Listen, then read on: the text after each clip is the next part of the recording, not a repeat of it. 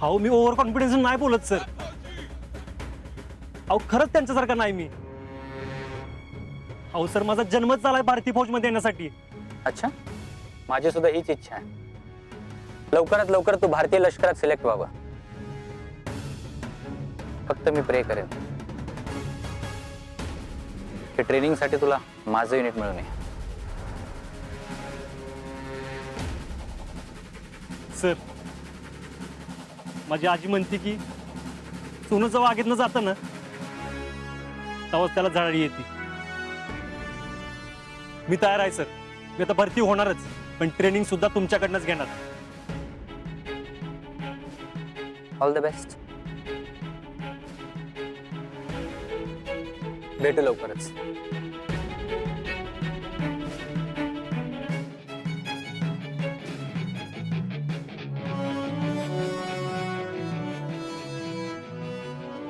आजा चालायचं.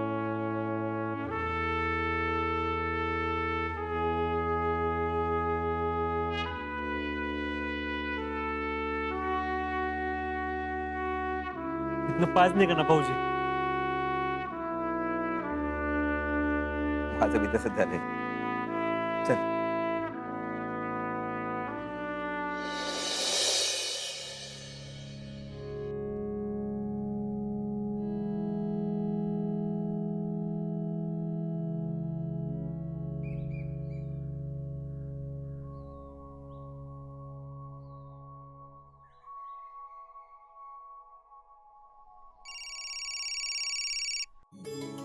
हॅलो.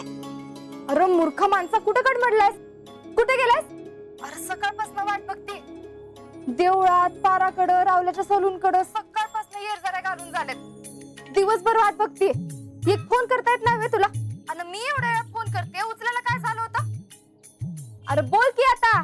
तू बोलू देशील तर बोलतो. दम धर की जरा. किती बडबडतीस? फौजी संघ आलोय. ते माहितीये मला. फोन का उचलत नव्हता ते सांग आधी. हा ते फोन सायलेंट होता त्यामुळे कळलं नाही. बोल की. बोल की काय? कुठे गेलास फौजी संघ? अगं आज कारगिल दिन आहे ना, पण फौजीचा सत्कार होता विकाच्या ट्रेनिंग सेंटर मध्ये. तू बेळगावला गेलायस वे? अयो, केला भेटला का? भेटलो की. बरं ते आल्यावर सांगतो. आधी तू सांग फोन का करत होतीस? अरे तू कुठं आहेस कळना म्हणून करत होते.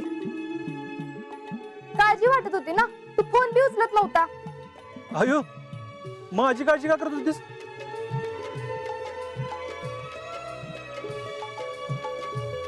हॅलो. ए हा ते जाऊ दे, तू लवकर ये आधी. माझं एक महत्वाचं काम आहे तुझ्याकडे.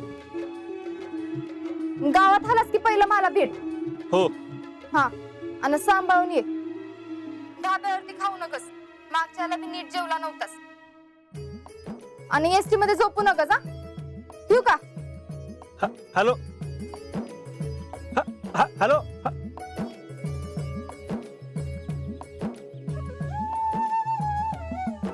शितली पण ना. शितलीच एवढं अर्जंट काय काम आहे?